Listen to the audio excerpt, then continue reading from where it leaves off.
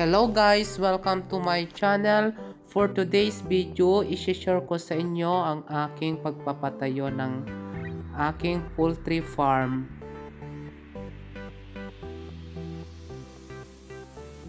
Ito, pinapatayo na nila ang aking poultry farm. Dahil yan po ay magpro-produce po ako ng itlog. Bibili ako yung mga RTL ready to lay out, yung mangingitlog na manok, para meron po tayong pang business. Ibebenta natin yung itlog ng manok.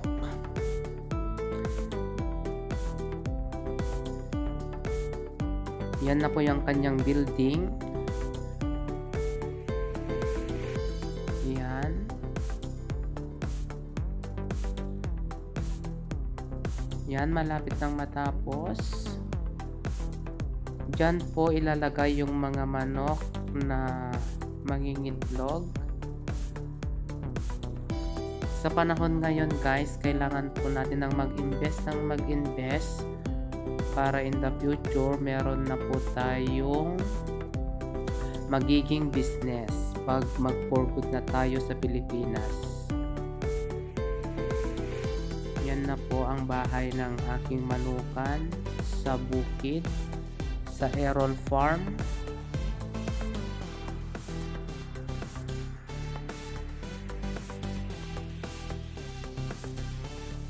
At yan, okay na siya.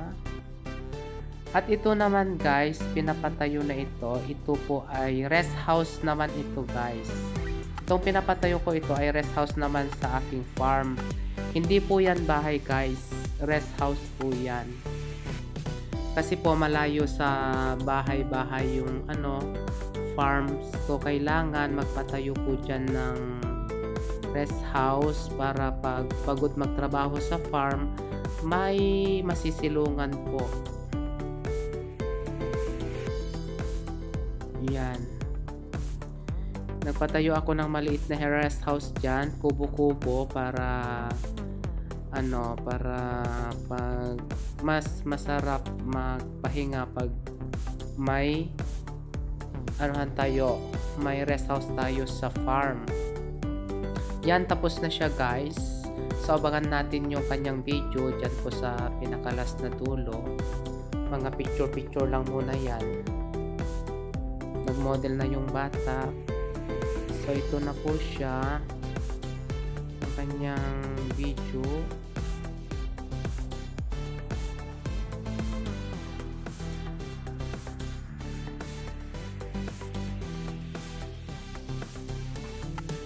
Yan na siya guys, yung yung rest house na pinapatayo ko sa aking bukid sa farm. At yun naman yung yung kasi po yung bahay ng manok, yung chicken building at saka yung rest house po ay nagsabay pong ginagawa.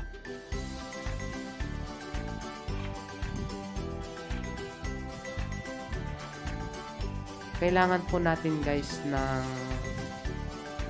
extra income kahit po nasa ibang bansa po tayo. So kailangan po natin ng extra income sa Pilipinas kahit papaano, kahit lang, konting kita lang sa Pilipinas, yung pag-aalaga ng manukan, at least nakakatulong pa rin yan sa pamilya.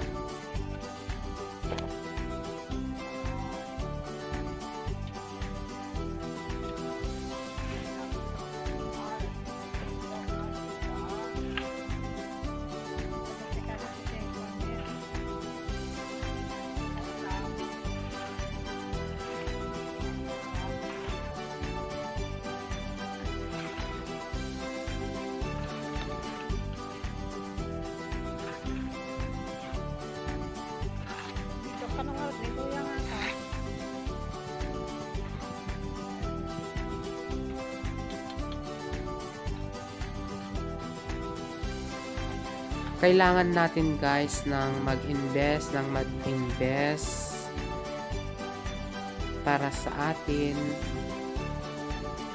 kasi pag uwi ng Pilipinas meron na po tayong magiging negosyo.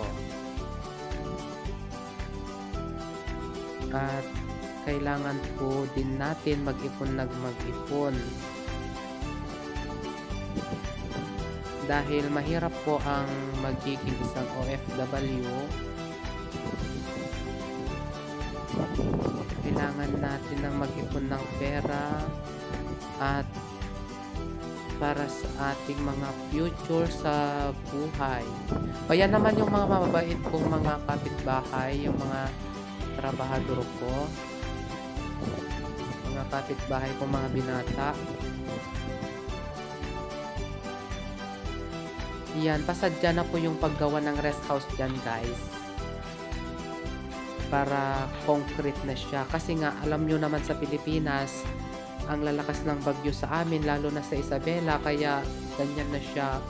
Ginawa na lang concrete kasi para pag malakas yung bagyo at hangin, hindi na po yan ililipad ng hangin. Kasi po sa Isabela, ang lalakas po talaga ng ano dyan, bagyo. Nakakatakot yung mga bagyo dyan sa Isabela. Ayan na po siya, guys. Pasilip natin. Ito po yung yung bahay ng manok. Yan po ang building ng chicken. At yan po, may bakod na rin siya paikot para hindi pasukin yung mga kalabaw, kasi maraming kalabaw dyan eh. At yan yung mga nagbabakod na sila. At yan naman sa baba na yan, taniman po yan ng ng palay. May tubig na siya. Tapos tinamnan rin ng ng mga saging. Yan. Napalibutan po yan ng saging, guys.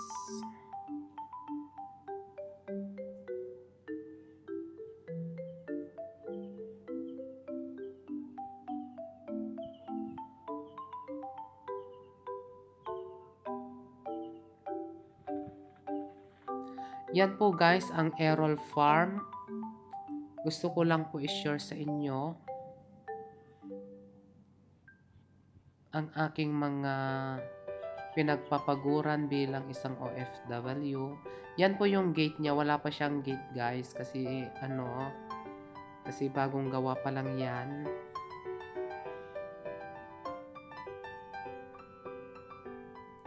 So yan po.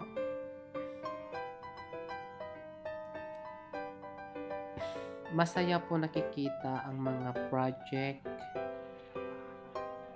habang tayo po ay nasa ibang bansa na nagtatrabaho. At least po yung mga sahod na natin may napupuntahan, gaya nito, di ba? Meron na po tayong bahay ng manok, meron na rin po tayong rest house. So yan, guys, medyo malayo yan sa mga sa mga bahay-bahay sa amin. Kasi nga po, sa farm talaga yan, sa farm.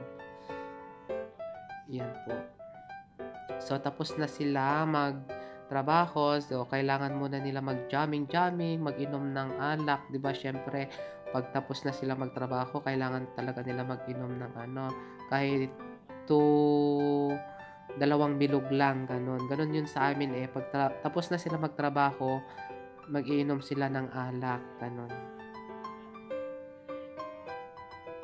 Yan po yung bakod niya, guys. Kailangan talaga po may bakod yan. Kasi po, soon, yung mga manok, kailangan munang, magpapisa ng manok para dyan napapakawalan yung mga manok. Yung mga manok, guys, ay sa part 2 na po yun. Makikita nyo po sa part 2, guys. Kailangan mo muna natin incubator ng mga itlog. Kasi yung itlog po, guys, ay binibili po namin yon. Tapos, incubator namin, tapos alagaan namin ng ilang months. Tapos, pag malalaki na sila, dyan na po namin papakawalan sa farm yung mga manok. Ang tawag doon ay free range po siya. So, kailangan yung farm na yan ay mapupuno talaga ng manok. Iba pa rin po yung free range at iba pa rin po yung mga decalb hybrid po na nangingitlog na manok. Yun po yung RTL na sinasabi ko ay ready to layout na po yon. Binibili po yon sa mga farm, yung mga ready na ano na mangingitlog na talaga. So yun, i-deliver na lang dyan yung manok pag ano na, pag malapit na siyang mangitlog. So ngayon naman guys, ang ginagawa pa lang namin, ang i-produce pa lang namin ngayon na manok ay yung mga saso na manok, yung mga saso na manok, yung mga malalaking manok talaga yon para sa kanyang free range. Kasi po yun ay hindi po sila maarte. Yun po yun guys ay dyan po papakawalan lahat yung mga manok na ano na mai-incubator para ano siya, para paglaki nila yan, kawalan na dyan lahat. Incubator ba tawag doon? O incubator yata. Hindi ko alam, basta incubator, basta yun. Yun na yun guys. So guys, yan na po. Maraming salamat po guys sa panunood ng aking munting investment. At sana nakakapulot po ito ng aral sa mga tulad kong OFW. Guys, lahat po tayo ay kaya natin gawin yan.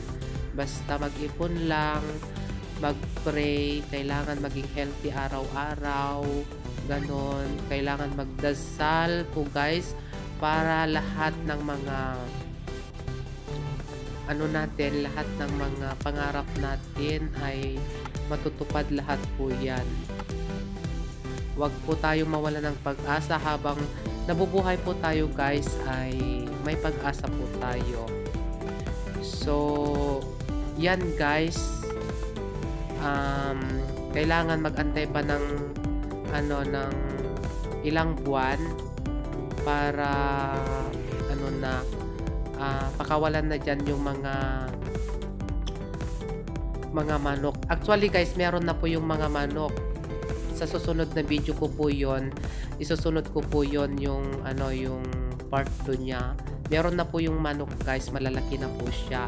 Itra-transfer na lang po dyan sa farm yung mga manok. So abang na lang guys ang susunod na aking video. Makikita nyo na po guys yung mga manok kasi malalaki na po sila.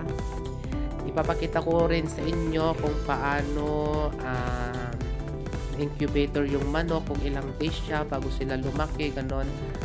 At ngayon guys, yung mga manok ay malalaki na talaga sila. Pwede na po siyang ano, pangbenta. Binebenta na nga namin yung manok pero yung mga rooster lang. Pero yung mga babae hindi namin binebenta. Yung mga lalaki lang na manok yung binebenta namin. Kasi yung mga babae ay mangingitlog sila, ganon. Yung gagawin naming itlog na organic. So yun guys, maraming salamat. Bye. God bless everyone. Maraming salamat sa panonood. Bye. God bless.